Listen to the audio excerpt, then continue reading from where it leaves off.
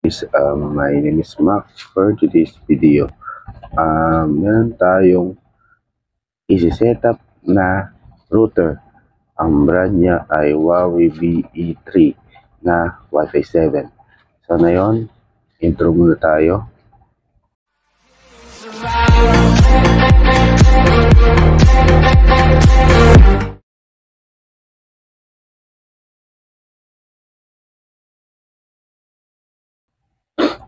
Sana yon ay naka-turn on na to. Yan, nakasapak yung power DC niya dun sa ano niya, dito. Ayan, sinaksakan.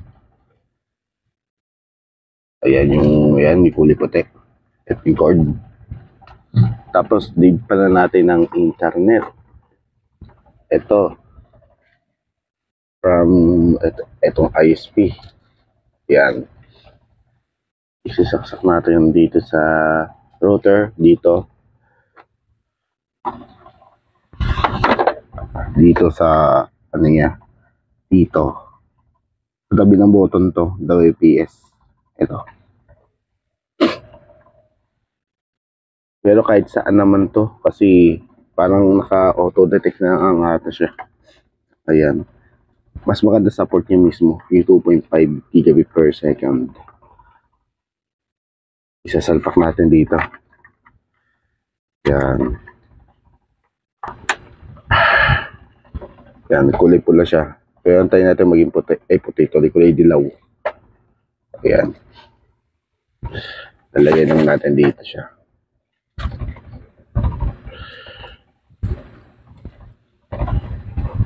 Yan, kulay pula. So, ngayon, punta tayo sa phone.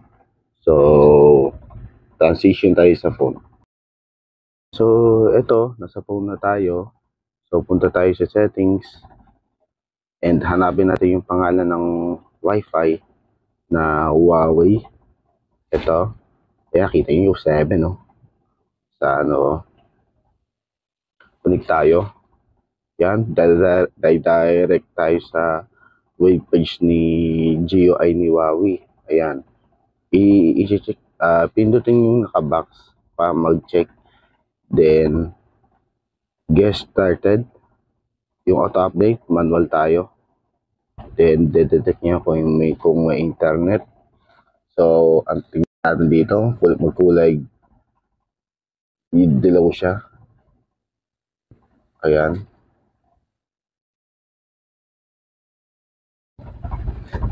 Wala pa siya. So, ilagay natin yung pangalan. Ako na yan. Tapos 1 to 8 muna tayo. Be example password yan ha. Pero bahala na kayo kung anong ilagay niyo yung pangalan ng Wi-Fi at password. Tapos sa router password, pwede i-save sa Wi-Fi pero nasa inyo pa rin. Sa akin, i-send ko lang muna sana yun. Pwede naman sila magkaiba. So, save. Then, babalik tayo sa home screen. So, kukulit tayo sa Wi-Fi. Tapos yung router is kulay dilaw na siya. Kaya kita nyo, kilo dilaw na yung ilaw niya. Kaya hindi na tumatatas yung 2.4 niya kasi lalayo pa ako eh.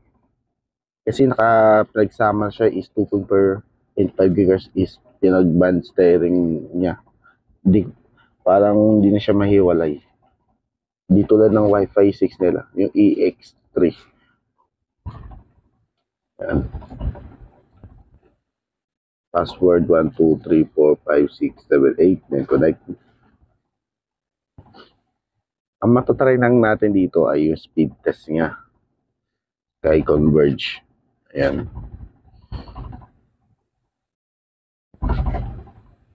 Kaya ayan ang kuha niya. Para mabagal. Hindi ko alam. Sa internet ko lang to.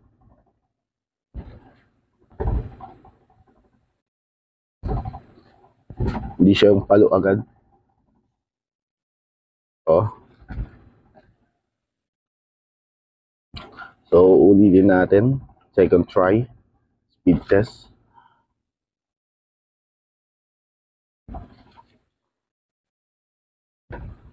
Yan, ganyan dapat palo niya.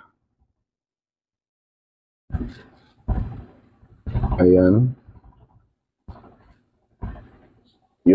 yung subscription nito is 300 Mbps. Ayan. So wala pa ako na cellphone na Wi-Fi 7, 6 pa lang. Ayan lang, yan yung result ng Wi-Fi 6 ha. Kaya wala pa akong Wi-Fi 7 maites eh. Ayan, Wi-Fi 7 ang phone. Ayan, Wi-Fi 6 lang yan. So, third try.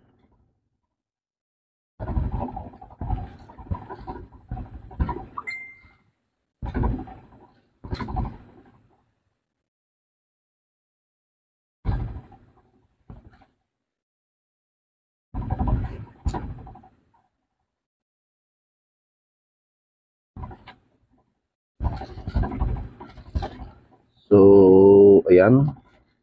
Palampas naman siya. Hindi ko alam kung mismo sa server ko to. Hindi ko lang alam. Kasi medyo nag-gulo ko converse namin dito sa area namin.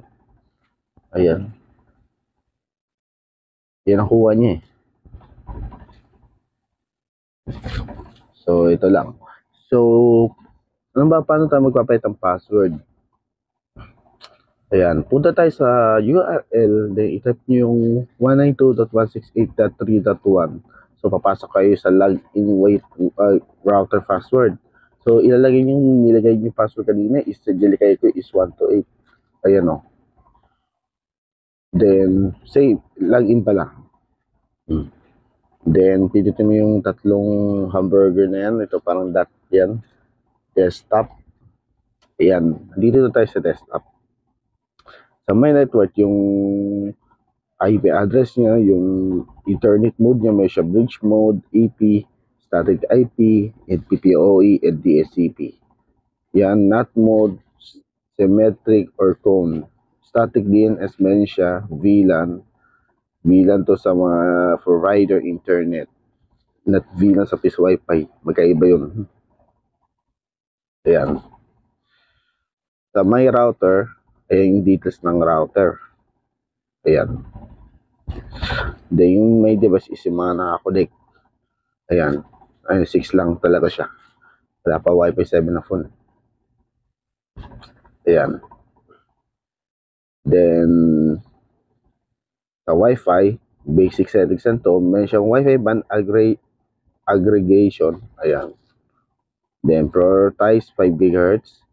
Ewan ko, pag pinatay, kung maiwalay, tignan natin. Ayan, naiiwalay pala siya. Ayan. So, mamaya natin i-test ulit sa speed test sa 2.4 and 5 GHz. Naiiwalay pala siya. Save muna natin. Buti naiiwalay ko yung 2.4. Kasi mai-test din kasi natin. Madalas kasi na yung naka-band steering na ginawa. Ayan, kulit-kulit tayo. Then, mamaya na yan, punta tayo sa manage device. Ayan, may siyang bandwidth limit. Ititin mo lang itong may nakasulat. Ayan, limit rate. Tapos ititin mo yung parang may ballpen na may, ayan, lalagyan kung ilang kbps. Kung 1 Mbps is 1,000 o 100, depende. May router kasi may 100. Totally is 1 Mbps eh. Depende. Tiplahin nyo na lang. Ayan. More function. Ayan yung about router. Manage update. Wala naman ito update. Network settings. Pwede nyo baguhin yung LAN at ilimit yung ilang nakakonect. Meron siya. Ito yun. Ibababaan nyo lang yung IP. Ito 254. Nakakonect dito is 254. List time, pwede 1 hour, pwede 12 hours, pwede 1 day, pwede 1 week. And set server manually. DNS niya, meron siya. VPN. Yan, meron siya VPN. Ito TP, PPTP. Ayan. IPTV, meron din siya. UPnP. Link and settings, meron siya. Static route. IP version 6. Wi-Fi settings, meron siyang 2.4 and 5 GHz. Ayan. Meron siyang hide Wi-Fi, invisible. Ayan, meron yan. Then, bandwidth hanggang 160 MHz. Ayan. Sa channel ko, hindi supported ng 163 MHz. Ayan, nakalagay. Hindi siya supported sa channel na yan. Kailangan ko i-manual yan. Wi-Fi access control, meron siya blacklist and trust list. Sabi ng trust list is allow list. Meron siyang blacklist is blacklist talaga. Ayan, meron siya. Pang-black. Guest Wi-Fi, meron siya guest Wi-Fi. Wi-Fi repeater, meron din siya. Wi-Fi timer, may oras yung Wi-Fi. WPS, meron din siya. Security, firewall, ayan. DOS configuration, NAT services, DMZ host, parental control, system settings, network time, network port. Ayan, meron siyang auto. Sabi ko sa'yo, parang may auto sensing siya. Kahit isalpak yung internet, automatic magkakaroon siya sa port. Kahit sa isalpak mo sa LAN 2, LAN 3, LAN 4. Yan. Hindi siya i-fix lang. Depende sa setup mo. Yan. Ito yung ano niya. Speed niya. 2.5 gigabit per second yung port 1. Tapos gigabit, ano na siya? 1 gigabit per second na siya. Yan. 1000 Mbps. Backup in restore. Meron siya. Diagnosis. Yan. Developer option. Meron siya. Application. Yan, meron siya. So, ngayon, itatry ulit natin sa speed test yung tingnan natin kung naiwalay ba siya. Mukhang hindi naiwalay. Ayun, naiwalay na siya. Sa 2.4 GHz muna tayo. 2.4. Speed test. 2.4. 3 times. Aba, malakas. 2.4 lang to ah.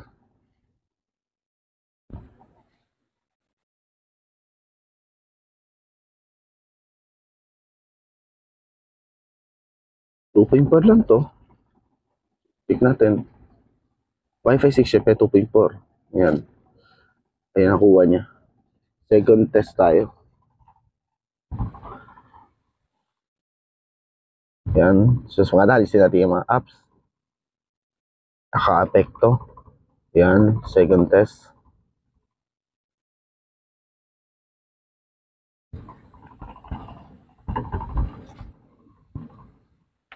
Ayan.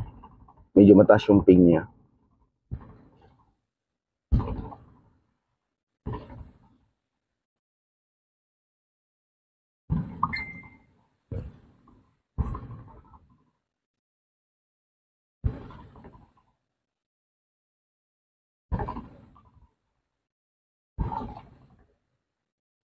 Third test.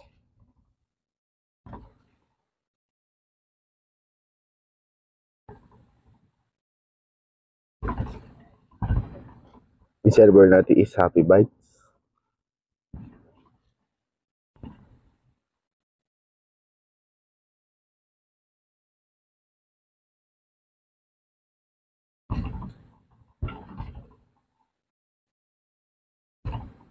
So, to yun ang kuha niya. So, try natin yung 5 GHz niya. 1, 2, 3, 4, 5, 6, 7, 8.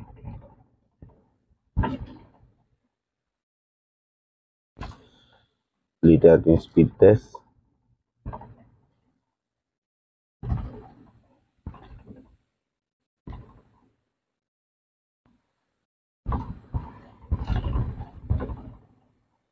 Ayan. Medyo mataas siya. Tapos, yung ping niya ganun talaga kasi medyo nag-converge namin dito sa area namin.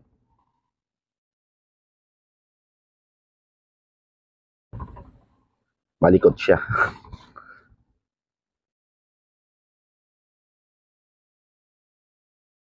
Ayan. Ulit.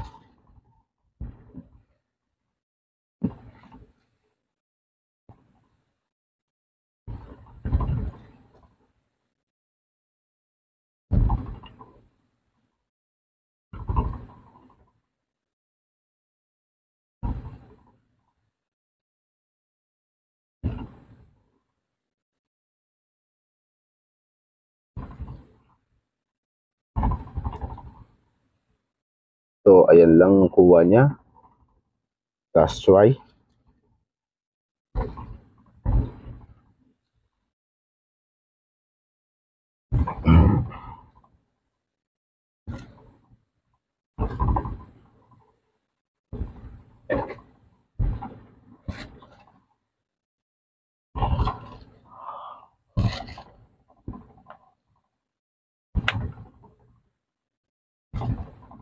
So, ayan, yung result.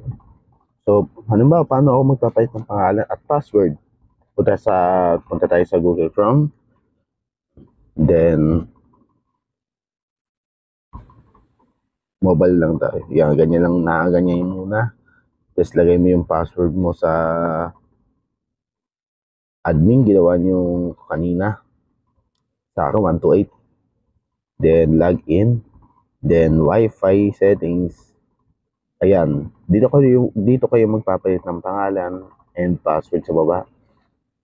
Ayan, sa 2.4 and 5 GHz. Kung band steering, isa lang yan. Yun lang. So, ito lang yung video. Huwag i-click yung notification bell at subscribe. At pag may new video ako, ma-notify ko kayo. So, ito lang yung setup with test for Huawei BE3 na Wi-Fi 7. So, ito lang. Bye-bye.